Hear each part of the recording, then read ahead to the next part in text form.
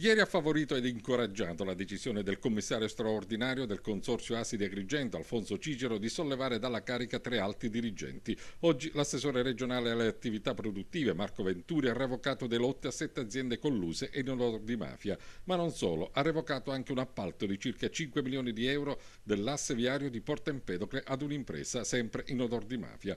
Un'opera avviata sotto la precedente gestione, quella di Stefano Catuara, contro la quale Venturi sembra aver aperto una partita infinita. Per ben 2 volte ha commissariato la presidenza e per ben 2 volte il provvedimento è stato respinto dalla magistratura amministrativa. Ma come detto, Venturi insiste. A suo giudizio, gli ex vertici consortili e i colletti bianchi avevano lasciato indisturbate le imprese in odor di mafia. Inoltre non avevano spiccato neanche un decreto ingiuntivo ad un'azienda chiacchierata che deve pagare un debito certo all'ASI di circa 600.000 euro. Debiti, sottolinea, che ammontano a 12 milioni di euro, con il contorno di 6 bilanci non approvati. L'ultimo consuntivo, infatti, risale al 2008.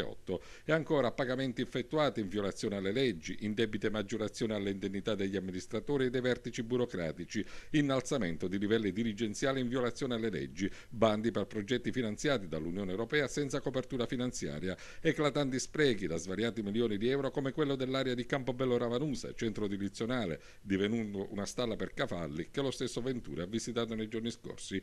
Per Confindustria i fatti denunciati dal commissario Cicero meritano una profonda riflessione. L'azione di contrasto al malaffare e alla criminalità organizzata, si legge in un documento, non può essere sottovalutata o strumentalizzata, ma assecondata da parte di tutti. Nel particolare va incoraggiato ed aiutato il lavoro del commissario Cicero per avere posto in essere concretamente la nozione di legalità.